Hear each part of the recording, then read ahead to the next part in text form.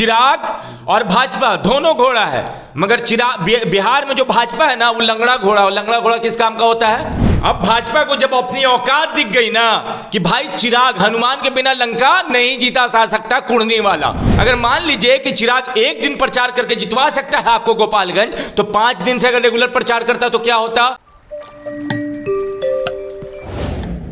कुड़नी उपचुनाव का प्रचार आज से खत्म हो गया, बंद हो गया, और फिर मोकामा और गोपालगंज की तरह आज फिर से चिराग हनुमान बन के लास्ट दिन गए हमजा। और कुड़नी में क्या हनुमान फिर से झंडा लहराएंगे क्या? कुड़नी में देखिए एक चीज समझिए आप कि चिराग हनुमान है ये भाजपा मान चुकी है। चिराग नाराज थे, ये वीडियो हमने चलाया भी था। अब भाजपा को जब अपनी औकात दिख गई ना कि भाई चिराग हनुमान के बिना लंका नहीं जीता जा सकता, कुड़नी वाला, ठीक है? ये क्या हो रहा है कि लास्ट में बीजेपी मान रही है और चिराग फिर एक दिन हनुमान बन के आते हैं, अपना दमखम दिखा के चले जाते हैं। भाजपा को औकात दिखा रहे हैं कि तुम देख लो, होगे तुम देश की सबसे बड़ी पार्टी, हमरे बिना बिहार में तुम घंटा नहीं हो। एकदम हम क्लियर कह रहे हैं। पासवान समाज वहां वोट 25,000 है। मनीष जी, हम अब आप कितने दिन रहे? देखिए पब्लिक ओपिनियन में भी हम लोगों ने दिखाया है। हाँ। पासवान करे कि जब तक चिराग आएंगे नहीं हम वोट किसी को देंगे नहीं। चिराग आएंगे नहीं और चिराग जब तक बोलेंगे नहीं कि किसको वोट देना है, तब तक हम वोट नहीं देंगे। अपना वोट तो दे देंगे मगर घर वाला को नहीं ले जाएंगे। ऐसा तो नहीं बीजेपी वाला हम लोग का ओपिनियन देख के या फिर चिराग को मनाया होगा? संजय जायसवाल ना विभीषण है भाजपा के। अब बोलिएगा कैसे?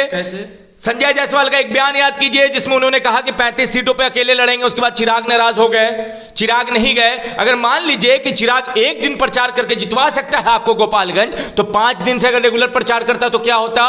और यह भी नहीं कि चिराग दिल्ली में बैठे थे, चिराग 28 तारीख से पटना में है। 28 तारीख के उनकी पार्टी का 23वां जयंती था। अच्छा, इधर चिराग नाराज थे, उनके प्रवक्ता बोल रहे थे कि नहीं हम बीजेपी के साथ है, बीजेपी के साथ है। अगर बीजेपी के साथ चिराग है और 28 तारीख से पटना है, तो फिर कुड़नी चुनाव में क्यों नहीं गए प्रचार करने? चिराग को आखिरी में अमित शाह का फोन आया, चिराग को अमित शाह से बात हुई और अमित शाह ने कहा कि सब जायसवाल जी का मत सुनिए, कुछ जो बड़बड़ करता रहता है, ठीक है आप जाइए, आप हमारे साथ हैं, आप जाइए। और जब तक हनुमान का गदा नहीं चलता है कोई रावण मारा नहीं जाता है। रावण को मारने के लिए राम जी तो अकेले थे। अच्छा, ये क्या लग रहा है, चिराग नाराज मंत्रिमंडल के लिए है या लोकसभा चुनाव में अपने सीट के लिए है?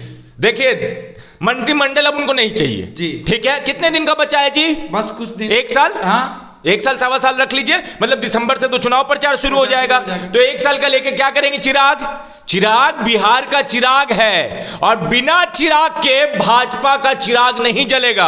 ये आज हम आपको बता रहे हैं। मंत्रिमंडल से चिराग को कोई लेना देना नहीं है। अगर उसको लेना देना होता चिराग को मंत्रिमंडल से, तो चिराग नीतीश जी के सामने नतमस्तक हो जाता, 15 को सीट मिल जाता, 2-3 को मंत्री तो बन ही जाता है यहाँ उनका जो विधायक था, और खुद में केंद्र में मंत्री रहते। तो ये चीज आप केवल चिराग के बारे में बोल रहे हैं, ये चिराग के बारे में ये भी तो बोलिए कि बिना बीजेपी के चिराग भी खड़े नहीं हो सकते हैं बिहार में। चिराग के लिए, चिराग के पास खोने के लिए अब क्या है, तो पाने के लिए भी क्या है? पाने के लिए क्या महाराज, चिराग के बिना बीजेपी का पा क्या सकते हैं? तेजस्वी के साथ सट जाएंगे। तेजस्वी सटने नहीं देंगे। क्या बात बोल रहे हैं? दोनों चेहरा, दोनों सीएम बनने के लिए। यादव का भाषण सुनिए, लालू यादव का स्टेटमेंट सुनिए कि चिराग तो अब मेरा परिवार जैसा है, मेरा बेटा जैसा है, आ जाए उसका तो एक जंगल में 2 शेर रहते हैं क्या बात बोल रहे हैं? एक जंगल में 10 शिकार करने वाले जानवर होते हैं और सबको पता होता है कि कौन किसका शिकार करेगा। तो क्या लगता है आपको महागठबंधन में जाकर चिराग मिल जाएंगे? नहीं, चिराग नहीं मिलेंगे कि उनको पता है कि सीट कम मिलेगा। समझिए खेला। यहाँ सीट की नहीं, यहाँ कुर्सी की भी लड़ाई है हमजा। अगर महागठबंधन जैसा लड़ाई होगा साहब, अरे लोकसभा चुनाव में सीट कम मिलेगी ना, आने वाला विधानसभा 1 साल बाद है, तो उसमें तो दिखेगा ना कुर्सी की लड़ाई तो वही है। तो चिराग देखिए, तो भाजपा वाले जब बोल देंगे हम 35 सीट पे लड़ेंगे, तो चिराग के लिए क्या बचा जी? कुछ नहीं। मुकेश सहनी के लिए क्या बचा? कुछ नहीं। और उनके चचवा के लिए क्या बचा? तो ये आप मानिए कि बीजेपी भी वही रास्ता दिखाती है जो सही रहता है। नहीं, तो बीजेपी को खोने के लिए बहुत कुछ है। बीजेपी अगर बिहार में 39 सीट जीती थी ना जी वहां गठबंधन में, अगर 9 पे आ गई तब बाबा के पास 302 है अपना, याद रखिएगा, और 30 यहीं से घट गया तो क्या हो जाएगा? जो समुंदर देख रहे ना, आंसू का समुंदर बन जाएगा वो। और मोदी जी का जो तीसरे बार सर पे ताज रखने वाला है, बिना हनुमान के लंका नहीं जीत सकती भाजपा, याद रखिएगा आप। देखिए यहाँ बीजेपी को पता है कि चिराग के बगैर नैया पार बिहार में नहीं हो सकता, और चिराग को भी पता है कि बीजेपी को छोड़कर हमको दूसरे जगह जाने से कोई फायदा नहीं। क्या बात कर रहे हैं आप? चिराग और मुकेश सहनी अगर गठबंधन कर ले आज आने वाले टाइम पे तो 5-6 को तो 4 को तो सीट निकाल ही देंगे। अरे कि 4 सीट से क्या कुछ जनाधार, मगर भाजपा का क्या होगा ये सोचिए। चिराग खो चुके अपने पिताजी को, चिराग अपना परिवार खो चुके, चिराग अपना पार्टी खो चुके, और चिराग सब कुछ खो गया। अब उसके पास खोने के लिए क्या है जी? मगर भाजपा के पास क्या है? सत्ता की कुर्सी चली जाएगी, मलाई चला जाएगा मंत्रिमंडल से लेकर, और जितना इन्होंने रेला है ना कांग्रेस को, और कांग्रेस आएगी तो क्या करेगी? दोबारा रेलाई करेगी। तो भाजपा के बिना, भाजपा चिराग के बिना ना एक वो हाथी है जो किसी काम का नहीं है। तो अच्छा ये बताइए, चलिए आज प्रचार करके आए चिराग पासवान जी, ठीक है, आपने वहां पर गया, कवर किया, क्या लग रहा है आपको? चिराग ने माहौल बना दिया है। चिराग और भाजपा दोनों घोड़ा है, मगर चिराग बिहार में जो भाजपा है ना वो लंगड़ा घोड़ा। लंगड़ा घोड़ा किस काम का होता है?